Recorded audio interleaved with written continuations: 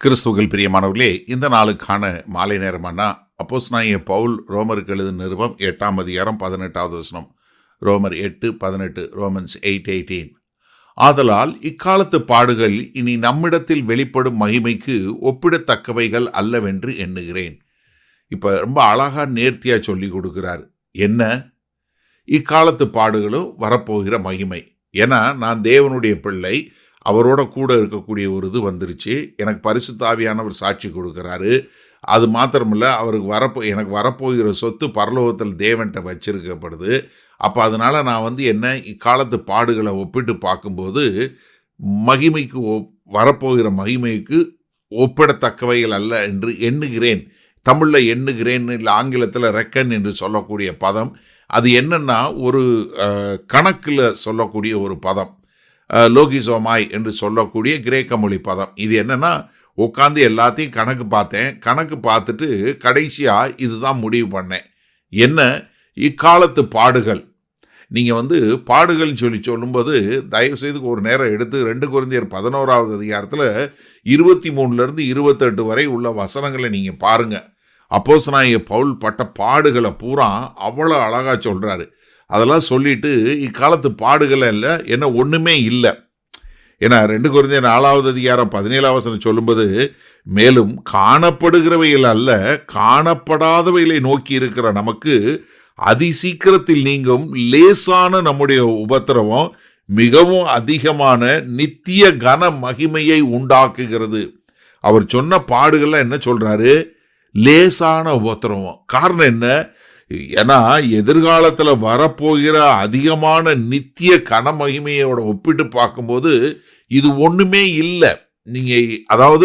நீங்கள் ஒப்பிட்டே பார்க்க முடியாது. இது நெக்லிஜிபிள். இது கணக்கிலே எடுத்துக்கொள்ள முடியாத அளவிற்கு வரப்போகிற மகிமை அவ்வளோ பெரிதாக இருக்க போகிறது. இதை அப்போஸ்தலனாகிய பேதுரு சொல்லும்போது 1 பேதுரு 1வது அதிகாரத்தில் 6-7 வசனம் பாருங்க. இதிலே நீங்கள் மிகவும் சந்தோஷப்படுகிறீர்கள் என்றாலும் துன்பப்பட வேண்டியது அவசியமானதால் இப்பொழுது கொஞ்ச காலம் பலவிதமான சோதனையினாலே துக்கப்படுகிறீர்கள். அழிந்து போகிற பொன் அக்கினியினாலே சோதிக்கப்படும். அதை பார்க்கிலும் அதிக விலையேறப்பெற்றதாயிருக்கிற உங்கள் விசுவாசம் சோதிக்கப்பட்டு இயேசு கிறிஸ்து வெளிப்படும் போது உங்களுக்கு புகழ்ச்சியும் கனமும் மகிமையும் காணப்படும். என்ன? அவ்வளோ பெரிய ஒரு மகிமை வரப்போகுது. அதனால இப்ப படுற பாடெல்லாம் பார்க்கும்போது அதை ஒப்பிடவே முடியாது. ஏன்னா இப்ப வருவது இந்த பாடு கொஞ்ச காலத்துக்குரியது.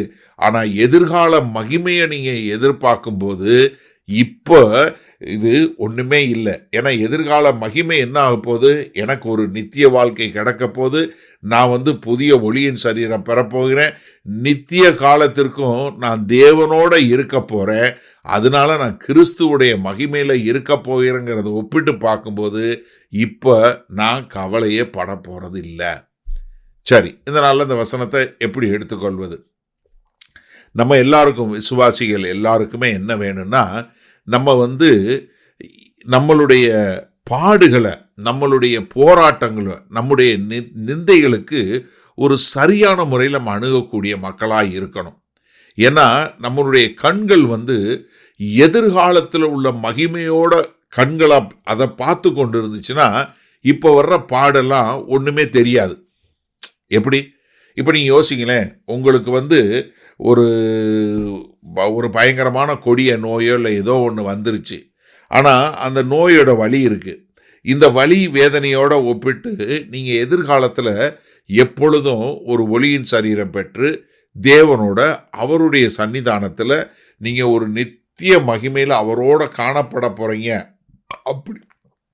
அப்படிங்கிற ஒரு வெளிப்பாடு வந்துச்சுன்னா நீங்கள் இப்போ கஷ்டப்படுவீங்களா? நீங்கள் இப்போ அதை பெருசாக பார்ப்பீங்களா?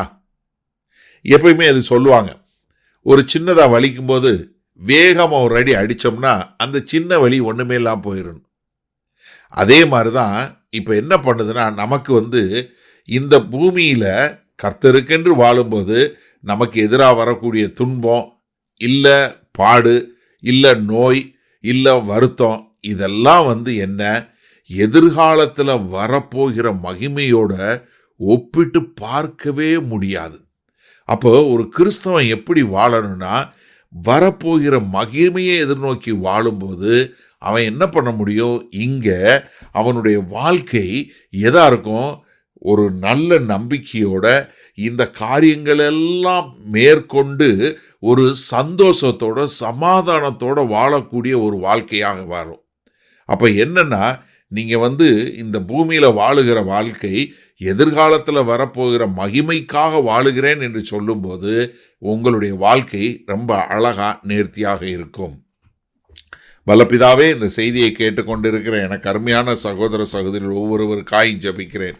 இவர்கள் எல்லோரும் ஆண்டவரே எதிர்காலத்தில் வரப்போகிற நம்பிக்கை ஆண்டவரே அந்த மகிமையின் மீது கண்களை வைத்து ஓட எங்கள் தேவன் கிருபை பாராட்டுங்க. அப்பொழுது இந்த காலத்து பாடுகள் எல்லாம் ஒன்றுமே இல்லாமல் காணக்கூடிய ஒரு கிருபையில் அவர்கள் வாழ முடியும். அப்படி செய்ய போவதற்காய் நன்றி, கொடான கொடி நன்றி. மீட்பெரும் இரட்சகருமாகிய இயேசு கிறிஸ்துவின் மூலம் பிதாவே, ஆமேன். கர்த்தர் உங்களை ஆசீர்வதிப்பாராக. நாம் நாளை காலை தினசரி தியானத்தில் சந்திப்போம். Good night.